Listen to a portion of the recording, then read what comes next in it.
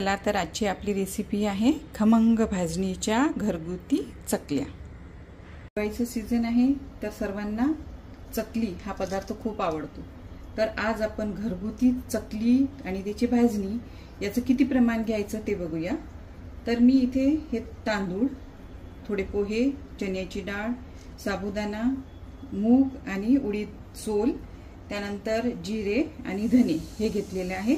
सर्वप्रथम तांदूळ, डाळ आणि हा दोन्ही प्रकारचा सोल हा जो आहे तो धुवून घेतलेला आहे आणि फॅन खाली सुकवून खमंग भाजून घेतलेला आहे। याचं प्रमाण घेतलेलं आहे 2 वाट्या तांदूळ, एक वाटी चणा डाळ, अर्धी वाटी मुगाची डाळ आणि अर्धी वाटी उडदाची डाळ, त्यानंतर थोडे जिरे आणि सोबतच धने आणि अर्धी वाटी साबुदाणा।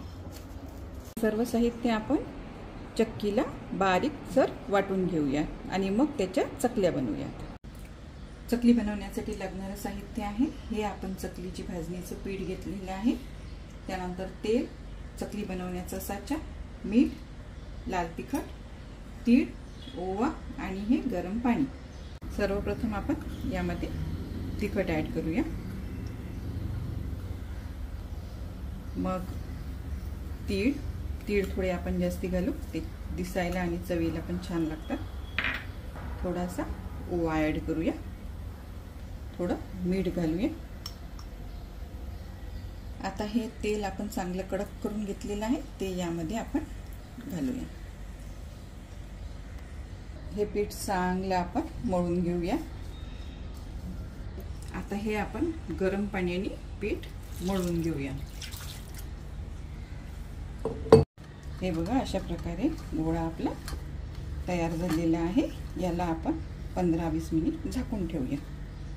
या चकलीच्या साच्याला आपण थोडं तेल आतमधून लावून घेऊया, म्हणजे हा गोळा त्याला चिटकणार नाही।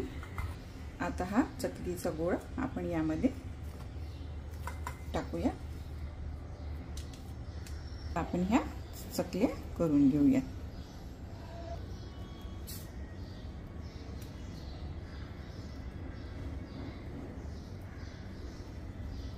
अशा प्रकारे थोडी मोठी चकली करू आपण। अशा प्रकारे आपण ह्या एकसारख्या चकल्या करून घेतलेल्या आहे। आता हा आपण तळून घेऊया। आता हे तेल आपलं बऱ्यापैकी गरम झालेलं आहे, यामध्ये आपण ही चकली सोडूया। यासाठी एक टिप मी सांगते, चकली नेहमी मंद आचेवर तुम्ही तळावी, कारण फास्ट तळली तर ती तात्पुरती कडक होते पण नंतर लगेच नरम पडते, तर ही नेहमी मंद आचेवर तळायची। हे बघा, चकलीचा कलर कसा सुंदर आलेला आहे। अशा प्रकारे आपण सर्व चकल्या बनवून घेऊया। तर हे बघा, अशा प्रकारे आपल्या छान अशा चकल्या तयार झालेल्या आहेत। ह्या चकल्या तुम्हाला कशा वाटल्या ते तुम्ही मला कमेंटमध्ये नक्की सांगा।